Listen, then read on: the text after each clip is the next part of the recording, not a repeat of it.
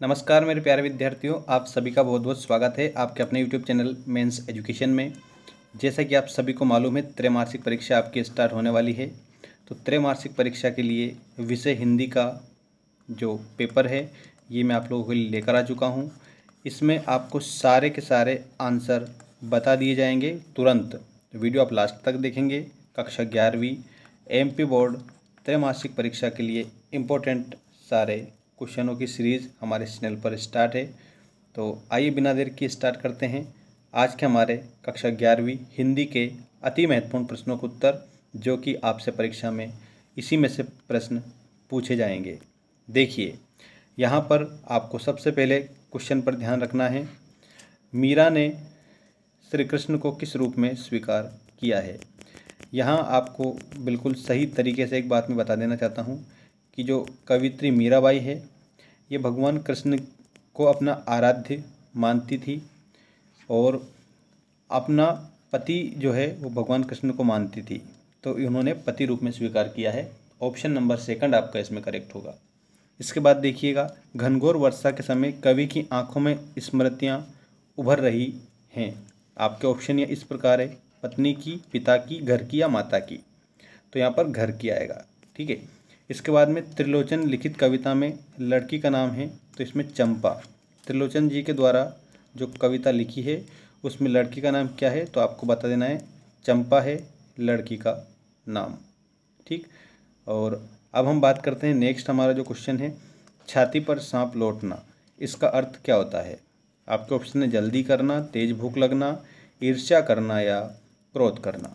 तो इसमें आएगा ईर्ष्या करना, क्योंकि ये आपका एक मुहावरा है। और मुहावरा क्या होता है तो आपको याद रखना है, मुहावरा होता है वाक्यांश। मैं यहाँ पर नोट कर रहा हूँ आप लोगों के लिए। मुहावरा वाक्यांश होता है जो अपने सामान्य अर्थ को छोड़कर अन्य अर्थ का बोध कराता है।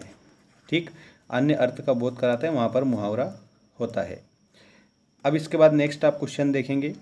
नेक्स्ट क्वेश्चन है आपका, मीराबाई किस काव्य की कवयित्री हैं। तो जो मीराबाई है ये भगवान कृष्ण की भक्ति करती थी। ठीक है। अब जो भक्ति करते हैं तो वो काव्य जो है भक्ति काल कहलाता है, भक्ति काल। तो ऑप्शन नंबर आपका सेकंड करेक्ट इसमें हो जाएगा, भक्ति काल करेक्ट उत्तर। इसके बाद देखिए, प्रत्येक व्यक्ति जानता है कि अमिताभ बच्चन कौन है, इसमें कौन सा वाक्य है। तो यहाँ पर आप लोगों को याद रखना है, इसमें हमारा वाक्य हो जाएगा संयुक्त वाक्य। ठीक है।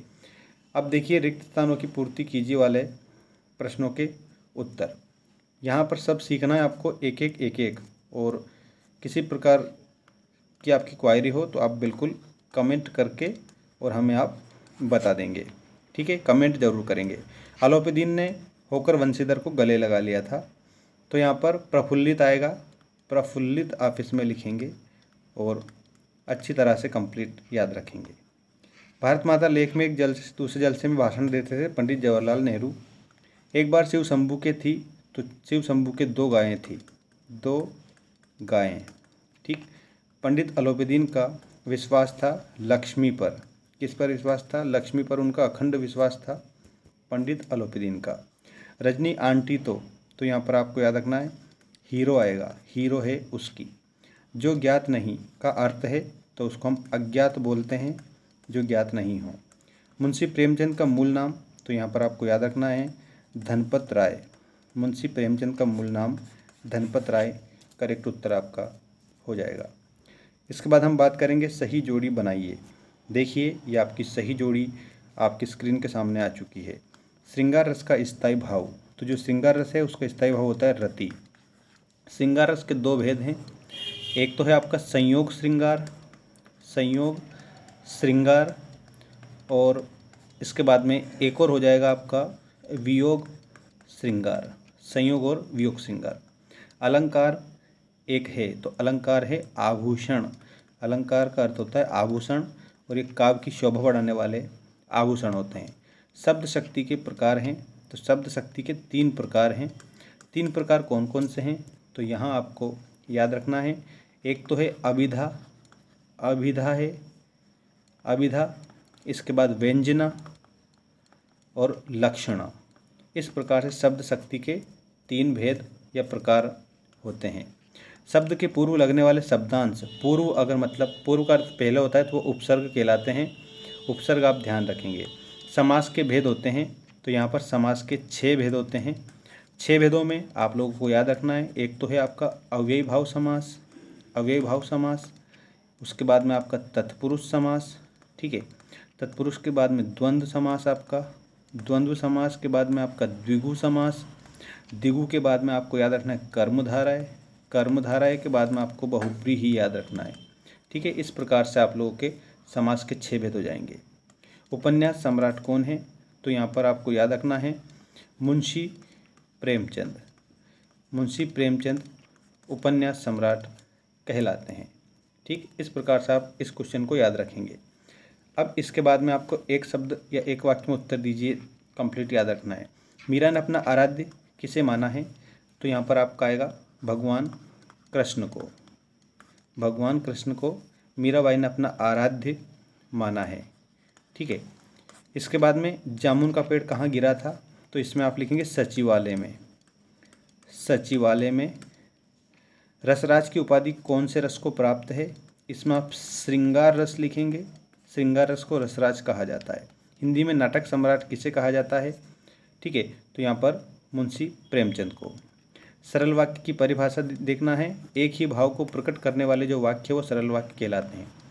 टेढ़ी खीर होने का कार्य होता है, अर्थ होता है कठिन कार्य, कठिन कार्य, टेढ़ी खीर होना का अर्थ कठिन कार्य होता है। एकांकी में कितने अंक होते हैं, तो एकांकी में 1 अंक होता है, 1 अंक, 1 अंक की जो विधा है वो एकांकी आपकी हो जाएगी, एकांकी कहलाती है। अब यहाँ पर सत्य असत्य बताइए वाले क्वेश्चन देखेंगे आप। लेखक के अनुसार शास्त्रीय संगीत और चित्रपट संगीत की तुलना करना बेईमानी है, तो इसमें आपको याद रखना है सत्य। चपलता शास्त्रीय संगीत का मुख्य गुणधर्म है, तो इसमें आपको लिखना है असत्य। कुई शब्द पुल्लिंग है, इसमें भी आपको लिखना है असत्य क्योंकि स्त्रीलिंग शब्द है। मोहन के पिता बंशीधर लोहार थे, यहाँ पर आप लोगों को कमेंट करके इसका उत्तर बताना है क्योंकि पिछले वाले वीडियो में 2 बार इसका उत्तर मैंने बताया था आपको। तृण तृण में पुनरुक्ति प्रकाश अलंकार है, बिल्कुल सही है क्योंकि एक तृण एक शब्द ये है, इसका अर्थ भी 3 का होता है, और एक शब्द ये है, इसका अर्थ भी 3 का होता है। यहाँ पर अणा भी आ सकता था, ये भी आपको याद रखना है। तृण तृण या तृण तिन, तो ये इसमें पुनरुक्ति हुई है, तो पुनरुक्ति प्रकाश अलंकार इसमें आपका हो जाएगा। संयुक्त वाक्य में योजक शब्द और किंतु परंतु आदि लगते हैं, ठीक है, तो आप इसमें सत्य बता देंगे। इस प्रकार से आपका जो पेपर है वो होने वाला है, और सारे हर पेपर के लिए आप लोगों को मोस्ट क्वेश्चन हमारे इस यूट्यूब चैनल पर बताए जाएंगे। तो चैनल को सब्सक्राइब करके और बेल आइकन प्रेस कर देना, और आपकी जो घंटी की बटन है उसको ऑल पर रखना, ताकि आपको सारी अपडेट मिलती रहे आपकी वार्षिक परीक्षा तक।